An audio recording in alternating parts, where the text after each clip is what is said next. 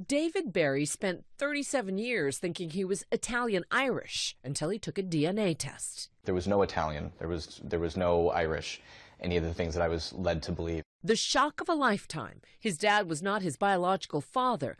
David became a DNA detective, unraveling his biological history. I got this message, and it said, "I think we're related." Discovering he and 36-year-old Morgan Hellquist are half-siblings. I grabbed his face. I just looked at him. I was like, "Why is your face on my face?" Like, I just couldn't understand. It was the craziest experience I've ever had. But they kept finding more and more half-siblings. Then there was 5 of us, and we were all the same age, and 6, and then 7. And it started to feel like, well, if there's 7, there might be 20. And if there's 20, there might be 100.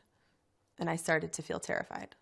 The half-siblings had more than just DNA in common. David and Morgan say their mothers used artificial insemination, using the same fertility doctor in Rochester, New York, Morris Wortman. A biological daughter Wortman raised, agreeing to take a DNA test to try and fill the missing puzzle piece.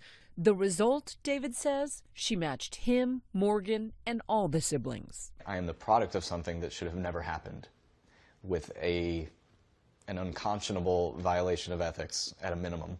He's someone I can't escape because his DNA is in me, his DNA is in my son. I wrestle with that. From the first time I held my son, that man was in the room with me. For Morgan, the story takes a darker turn. For the previous decade, Dr. Wortman was also her gynecologist. How did you tell your mother? When we found out, like, there wasn't any need to tell her. I was screaming and sobbing at the top of my lungs. Hellquist filing a lawsuit against Wortman in September, alleging, among other things, that he committed medical malpractice by treating her when he likely knew he was her biological father. Wortman's team denying the charges. In your view, what has he done? He knew the whole time who he was, and I didn't. He took away that choice for me. Both Morgan and David's mother say Wortman told them he was using sperm from an anonymous medical student. David's mom still reeling from the news. He had my permission to use a donor, specifically medical student.